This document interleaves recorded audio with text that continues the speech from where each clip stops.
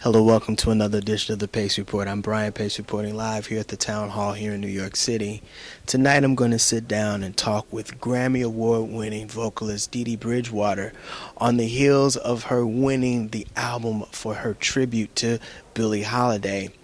In addition to that, she won this year's 2011 Female Jazz Vocalist from the Jazz Journalists Association.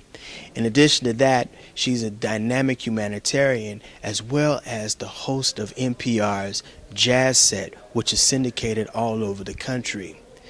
Sit back, relax, and enjoy the sounds of Miss Dee Dee Bridgewater. Lady sings the blues. She's got it bad. She feels so sad. Wants the world to know just what the blues is all about. And lady sings the blues. She tells her side, nothing to hide. Now the world will know just what the blues is all about. Well, the blues ain't nothing but a pain in your heart when you get a bad start, when your man has to part. I ain't gonna sit around and cry no more. I know I won't die, 'cause I love him, man.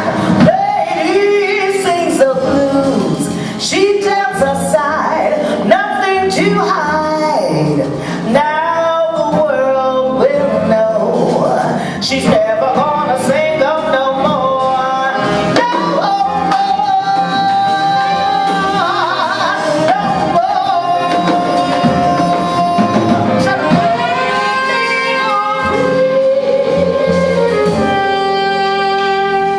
You have had a tremendous year. I told you before we started this. This is the year of Dee Dee Bridgewater. Congratulations on your Grammy win. Thank you. What was it like when they opened that letter and they said Dee Dee Bridgewater? First of all, I was on pins and needles. It was pretty much the whole week leading up to the Grammys, and then Grammy night was a kind of out-of-body experience. I didn't realize that I really, really wanted to win this Grammy, and I had been trying to treat it like it was not a big deal if I won or if I didn't win, and the usual, being nominated is already great enough as it is. But when I got to the event and when they announced the category, I just kind of zoned out. So I heard the names, I heard the titles of the CDs, and then I have this way of being able to just like tune things out if I don't want to hear them. And I did that. So when they said my name, I didn't hear it. And my son, his name is Gabriel, and we call him Gabe, and Gabe nudged me with his elbow, and he says, "Mom, you just won." And I was like, "What?" He said, "You just won." I said, "I won?" He said, "You won." I was like, "I won." And mind you, all of this probably was like in 2 seconds, and I was like, "Oh my God." And then I screamed, and I jumped up and down, and I went, "I won, I won, I won." And it was incredible. It was one of the most jubilating moments that I've had in a long time. It was just great. It was fantastic. But I saw my name on the screen, and I saw the album, and I was going, "What is that? What is that?"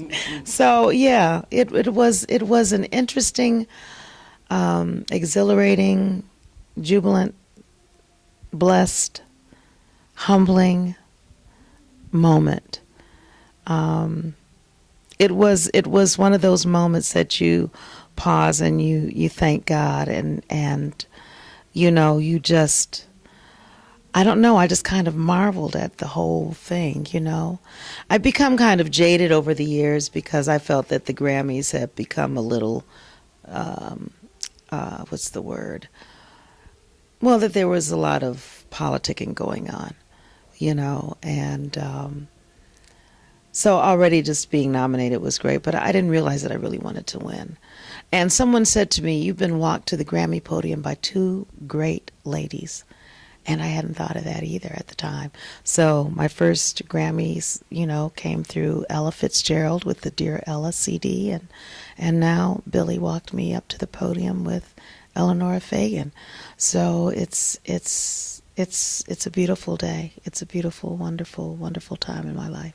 Lady sings the blues. She tells her side, nothing to hide. Now the world will know she's never gonna sing them no more. No more. No more. Lady sings the blues no more. No, no, no, no. Lady sings the blues no more. Yeah. Shut up, shut up, shut up,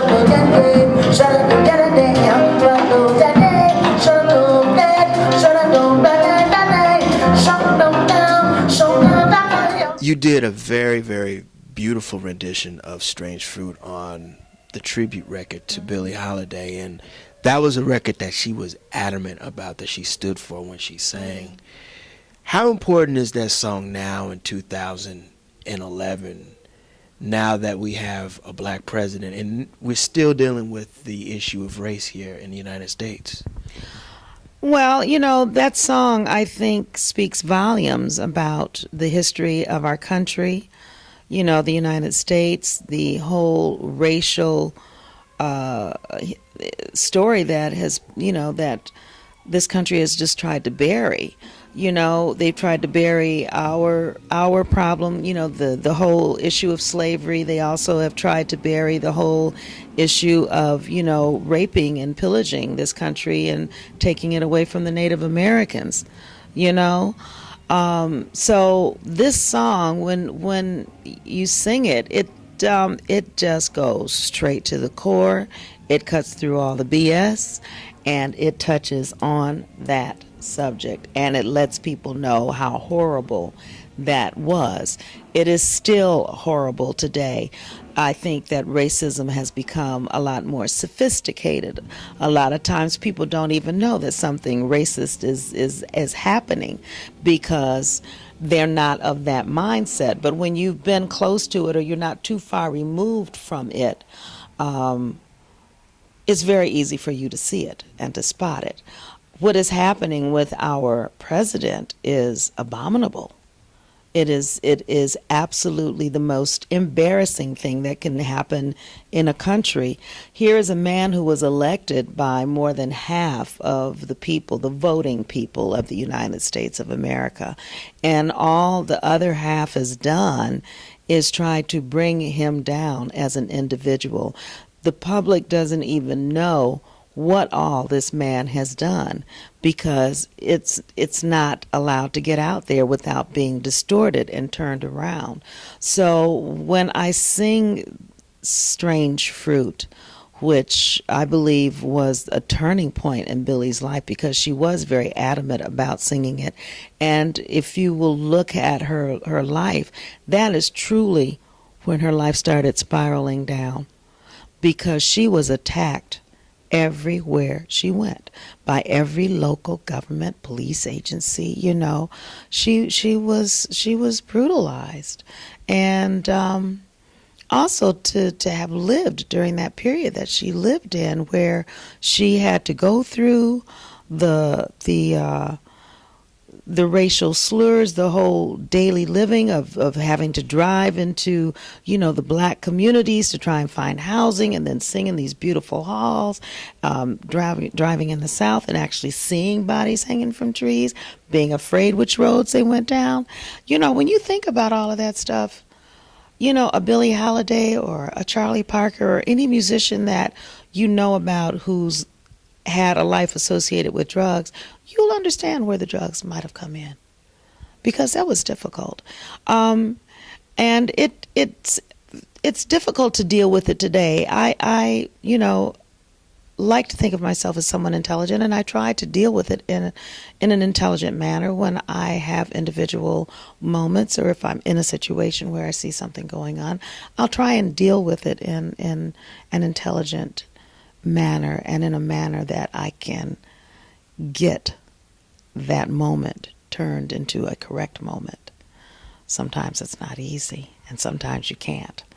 And those are unfortunate moments, and I've had to get ugly on occasions. But yeah, it's unfortunate because racism, I think, will never go away. I don't think that it will ever go away as long as there are differences. But I can say this, if you look at our media, if you look at the television, if you look at print ads, there are more and more people of color in print ads. There are more and more interracial couples in ads and on television of all kinds of nationalities. I'm not talking about just African American and white American. I'm talking about just a total mix. And I think that is the future. And that is what will save this world. I don't know why, but I'm feeling so sad. I long to try something I never had. I never had no kissing. Oh, I've been missing love. Oh man, oh where can you be? The night is cold and I'm so all alone. I'd give my soul just to call you my own. I've got nothing about me, but there ain't no one to really love me. Love, oh man, oh where can you be? I've heard it said that the thrill of romance can be just like a heavenly dream.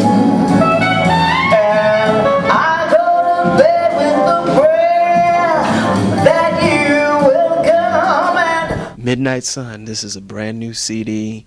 Actually, this is kind of like one of these albums that you put on after 5 o'clock, 6 o'clock, after a long day, and you just want to relax. Oh, I like that. I like that. I like talking to people when they're relaxing. Why did it take so long to put together a compilation record like this? I always thought I was too young. You know, I think of compilations as things that happen to artists that are really well established and they have a lot of back catalog, and record companies start putting together songs from the different albums from that back catalog. And I mean, that's not my I've been around for a long time. I've been in the business now for 40 years. But I don't have an extensive back catalog, but I guess it's kind of an honor that Universal, which distributes my label, DDB Records, asked me to do a compilation, I guess. So they had put together a list of songs, and I didn't like it at all. So I said, guys, let me put it together. And a lot of people have always asked me, why didn't I do an album of like ballads and just slow things, because they like my voice on ballads. And so I said, that's what we'll do. We'll do that ballad album. And I picked out the tunes, and then I gave everything to my daughter, Talani Bridgewater Kowalski, and I said, you run with it. You're producing this one. I have nothing to do with it. And that's what happened. And she's done a beautiful job. That'll do it again for another edition of the Pace Report, reporting live here at the Town Hall here in New York City. I'd like to personally thank Miss Dee Dee Bridgewater for her time, as well as the staff and management here at the Town Hall. As always, please visit my website, www.thepacereport.com, for my weekly column as well as my past segments. Until next time, remember, if it's in the groove, it'll make you move. Until next time, peace. To my ears, it's gonna do again after kissing, darling. Wow, what I have been missing. Love a man, oh where can love a man, oh where can love a man, oh where can you?